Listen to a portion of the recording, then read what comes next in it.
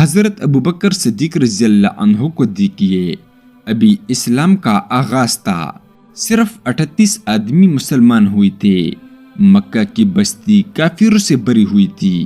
حضرت ابوبکر صدیق رضی اللہ عنہ حضور صلی اللہ علیہ وسلم کی محبت میں سرشار تھے۔ حضور صلی اللہ علیہ وسلم سے التجا کی کہ مجھے اجازت دیجیے کہ میں لوگوں کو اعلانیہ آپ کی رسالت کی اطلاع دوں اور آپ سے فیض یاب ہونے کی دعوت دوں۔ آپ صلی اللہ علیہ وسلم نے فرمایا، اے ابوبکر، ابھی ذرا صبر سے کام لو، ابھی ہم تعداد میں کم ہیں۔ حضرت ابوبکر صدیق رضی اللہ عنہ پر غلبہ طاری ہو گیا۔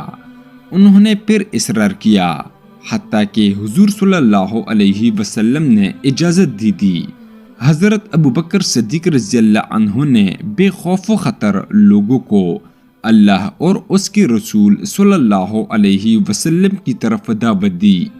حافظ ابن کثیر رحمۃ اللہ علیہ لکھتے ہیں، حضور صلی اللہ علیہ وسلم کی بعثت کے بعد حضرت ابوبکر صدیق رضی اللہ عنہ پہلے خطیب ہیں جنہوں نے لوگوں کو اللہ اور اس کے رسول صلی اللہ علیہ وسلم کی طرف بلایا۔ مشرکین مکہ آپ رضی اللہ عنہ پر ٹوٹ پڑے۔ حضرت ابوبکر صدیق رضی اللہ عنہ کو سخت پیٹا اور روندا۔ عتبہ بن ربیعہ نے آپ رضی اللہ عنہ کے چہرے پر بے تحاشا تھپڑ مارے۔ آپ رضی اللہ عنہ قبیلے بنو تمیم سے تھے۔ آپ رضی اللہ عنہ کے قبیلے کے لوگوں کو خبر ہوئی تو وہ دوڑے ہوئے آئے، مشرکین سے انہیں چھڑا کر ان کے گھر چھوڑ آئے۔ حضرت ابوبکر صدیق رضی اللہ عنہ بے ہوش تھے اور لوگوں کا خیال تھا کہ وہ جانبر نہ ہو سکیں گے۔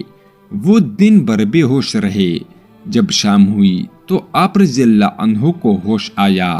آپ رضی اللہ عنہ کے والد ابو قحافہ اور آپ رضی اللہ عنہ کے قبیلے کے لوگ آپ کے پاس کھڑے تھے۔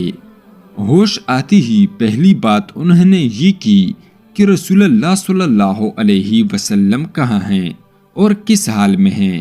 ان کے قبیلے کے لوگ سخت برہم ہوئی اور انہیں ملامت کی کہ جس کی وجہ سے یہ ذلت و رسوائی تمہیں اٹھانی پڑی اور یہ مار پیٹ تمہیں برداشت کرنی پڑی، ہوش میں آتے ہی تم پھر اسی کا حال پوچھتے ہو۔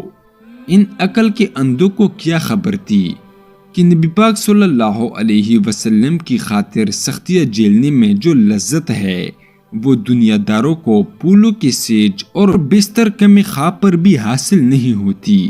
ان کے قبیلے کے لوگ مایوس ہو کر اپنے گھر کو لوٹ گئے اور ان کے ماں ام الخیر سے کہہ گئے کہ جب تک یہ محمد صلی اللہ علیہ وسلم کی محبت سے باز نہ آ جائے اس کا بائیکاٹ کر دو اور اسے کھانے پینے کو کچھ نہ دو۔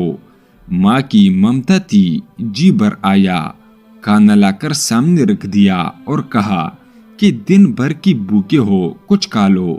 حضرت ابوبکر صدیق رضی اللہ عنہ نے کہا، ماں، اللہ کی قسم میں کھانا نہیں چکوں گا اور پانی کا گھونٹ تک نہیں پیوں گا جب تک حضور صلی اللہ علیہ وسلم کی زیارت نہ کروں۔ حضرت عمر رضی اللہ عنہ کی بہن ام جمیل آ گئی اور بتایا کہ حضور صلی اللہ علیہ وسلم بخیریت ہیں اور دار ارقم میں تشریف فرما ہیں۔ حضرت ابوبکر صدیق رضی اللہ عنہ زخموں سے چور تھے، چلنے کے قابل نہ تھے۔ اپنی ماں کا سہارا لے کر برگاہ رسالت میں حاضر ہوئیں۔ حضور صلی اللہ علیہ وسلم ان پر جھک پڑے اور انہیں چوما۔ حضور صلی اللہ علیہ وسلم پر سخت گریہ طاری تھا۔ اللہ کی لاکھ لاکھ رحمتیں ہو اس عظیم و جلیل قدر صحابی پر۔